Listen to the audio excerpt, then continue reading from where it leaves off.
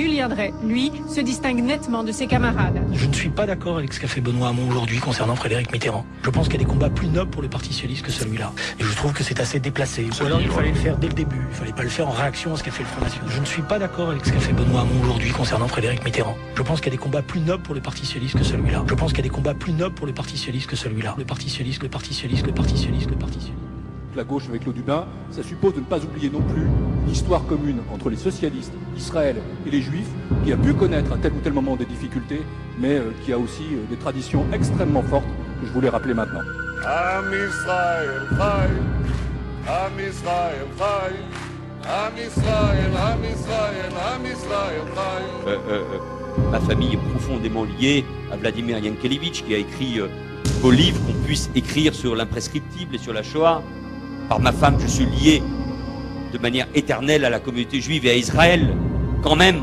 Vous avez devant vous la seule responsable politique française qui s'est clairement exprimée contre l'accès de l'Iran au nucléaire civil.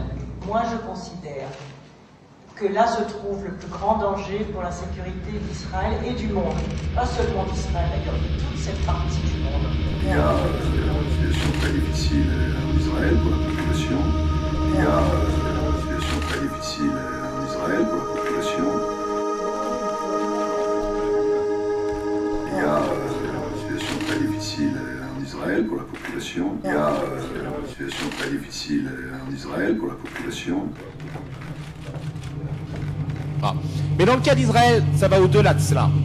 C'est que l'Israël est quand même né de la capacité de l'Europe dans l'histoire à protéger les Juifs contre les pogroms et finalement contre la Shoah et l'Holocauste.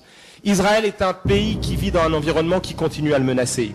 Israël est un pays dont l'écart entre les frontières est extrêmement petit et qui est toujours soumis à un risque de sécurité. Et ça, c'est une réalité. Et aujourd'hui, on ne peut pas se plaindre de ce que seuls les États-Unis soient écoutés par Israël, pas seulement par les dirigeants, mais par l'opinion publique, par les citoyens israéliens, que seuls les États-Unis aient du poids et puissent peser, et ne pas comprendre que c'est aussi lié au fait que seuls les États-Unis assurent leur part de garantie de sécurité de l'État d'Israël. Pourquoi le PS a été finalement assez silencieux sur cette opération plomb durci de Tsahal sur Gaza? Il a fait des prises de position, mais il y a un débat à la direction du PS sur quelle doit être la position de socialiste. Est-ce que ça doit être une position opportuniste, c'est-à-dire si l'opinion publique dans un sens, on va dans le même sens que l'opinion publique, ou est-ce que ça doit être une position de principe? Moi, je fais partie de ceux qui veulent qu'on défende une position de principe qui est claire. C'est qu'on se bat pour la paix, pour les deux peuples, et qu'on ne soutient pas n'importe qui. On doit critiquer et condamner l'État d'Israël quand il utilise la force et quand il pense régler le problème palestinien que par la guerre.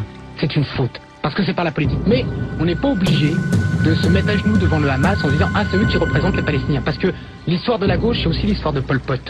C'est aussi l'histoire de gens qu'on a soutenus, soi-disant, pour l'indépendance de leur peuple et qui ont été des bourreaux. Et moi, j'ai aucun doute sur le Hamas. Je sais que si ce genre de formation politique un jour dirige les Palestiniens, ils seront de terribles bourreaux pour les Palestiniens. Donc le meilleur moyen d'aider les Palestiniens, c'est de les soutenir dans l'adversité, bien sûr, de demander le cessez-le-feu et la paix, évidemment, mais aussi de les aider à ce qu'ils aient une démocratie et soutenir plutôt ceux qui vont vers un chemin démocratique plutôt que n'importe quel dictateur sous prétexte qu'il a l'air comme ça pseudo-révolutionnaire. Je lisais souvent dans les colonnes, comment se fait-il que nulle part la gauche en ait tellement profité finalement et que les gouvernements de droite se fassent élire malgré cela? Eh bien, parce que la gauche, elle est là en train de travailler à la construction de la gouvernance mondiale. Et si je vous ai bien entendu, c'est la gauche, ou en tout cas les idées de gauche, qui font bouger le monde et qui peuvent faire avancer vers une gouvernance mondiale? C'est ma conviction, mais si je devais aller jusqu'au bout de ma conviction, je dirais que c'est comme ça depuis très longtemps.